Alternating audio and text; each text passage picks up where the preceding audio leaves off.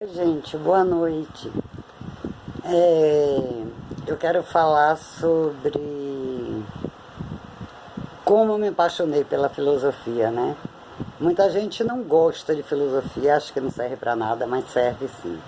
Serve para você pensar, não que você vai chegar a uma resposta. Então, eu fiz um texto na faculdade de filosofia que eu gosto muito, que eu falo de Jean-Paul Sartre.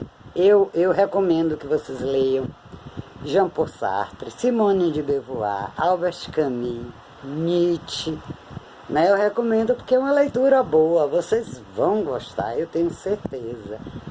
Então eu quero falar sobre o que é, né? Esse texto que eu fiz é o ser humano, né? No existencialismo.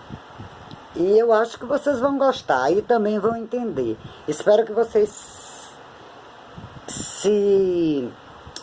porque a filosofia não pode morrer. A filosofia é o berço, né, de muita coisa. Eu gosto muito de ciências exatas. Desculpe, exatas também, mas humanas eu gosto muito mais. E quando no segundo grau, no ensino técnico, né, eu fui apresentada a filosofia, nossa, eu me apaixonei. Né? Então, vamos lá. O que era o ser humano?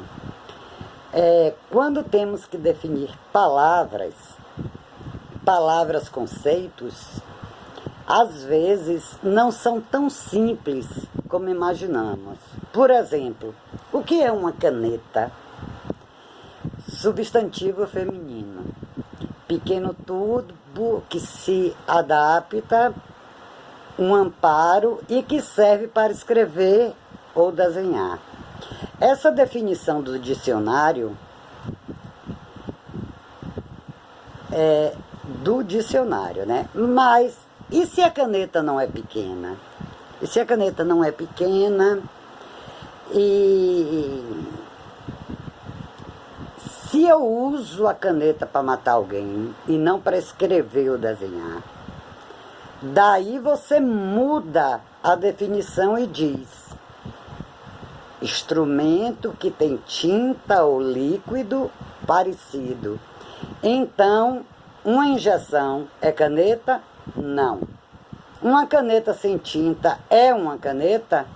Esses problemas linguísticos e filosóficos. Esses são, né? Os problemas linguísticos e filosóficos.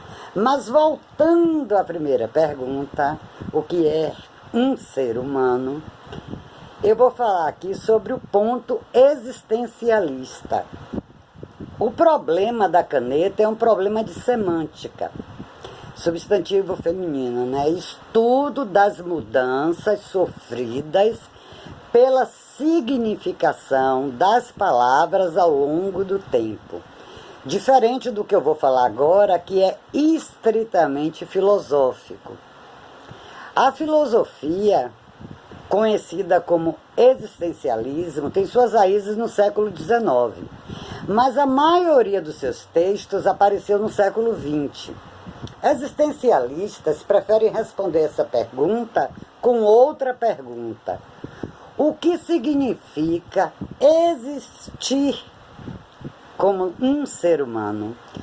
Eles procuram a condição única do ser humano, contrastando com a existência típica,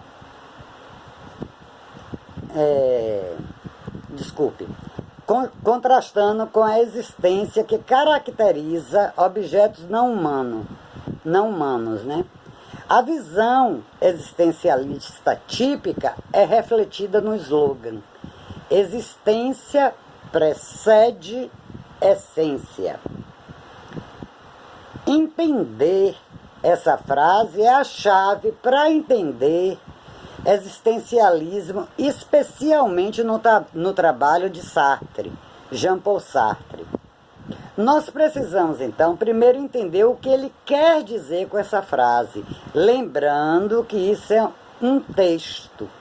Eu recomendo, para quem não leu, ler seus livros, porque são muito bons.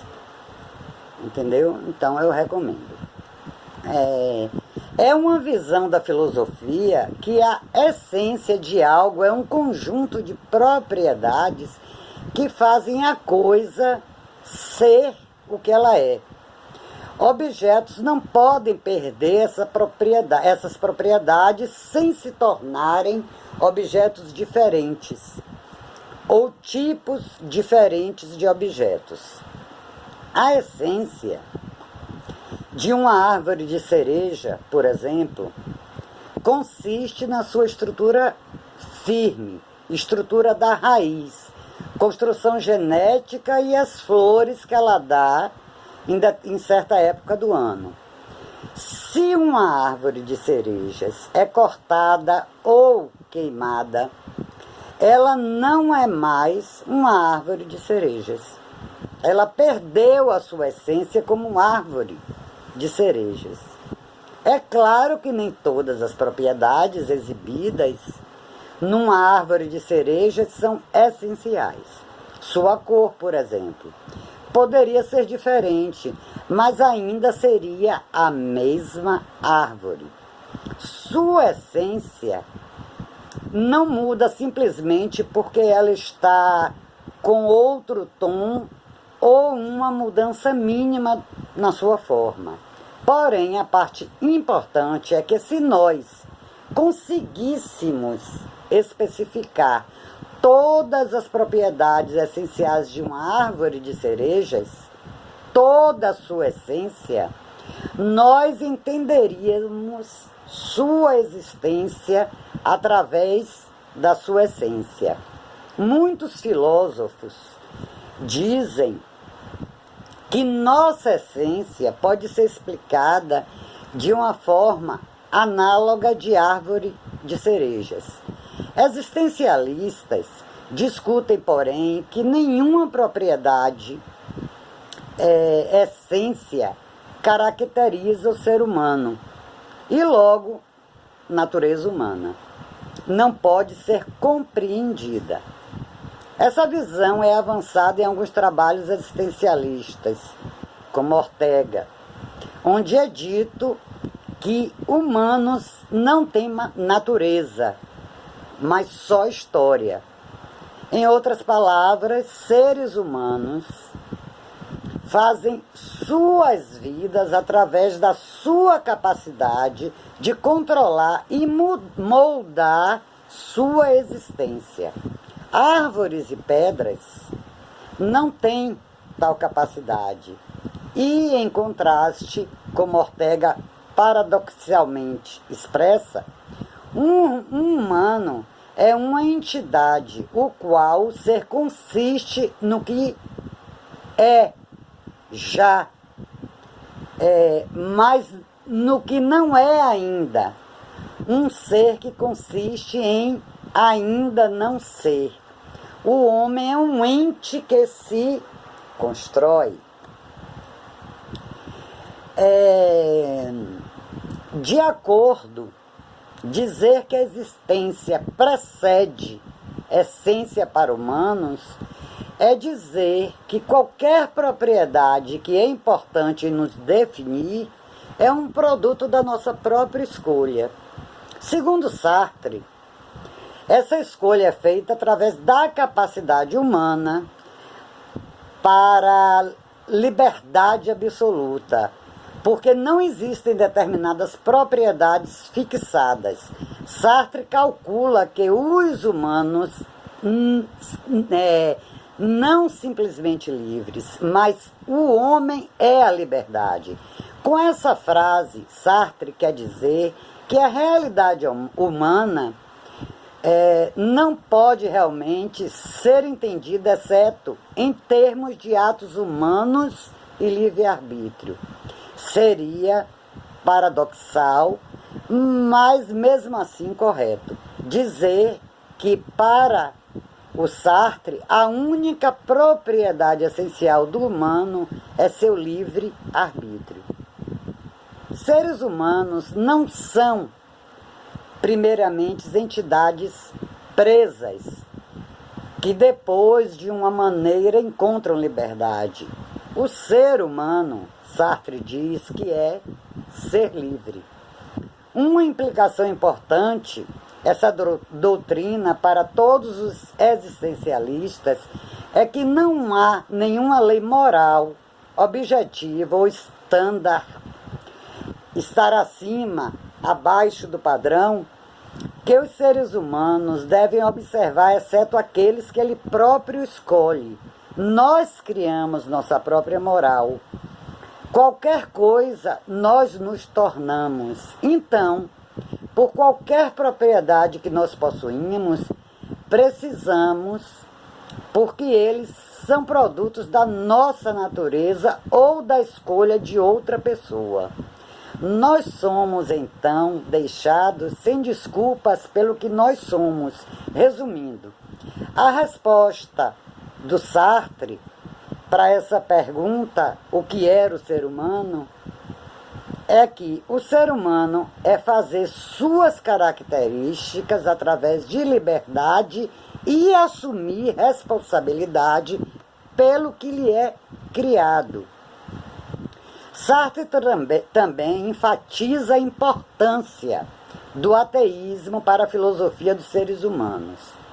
Sua visão nesse sentido o difere da visão religiosa sobre o ser humano, sobre o que é ser humano.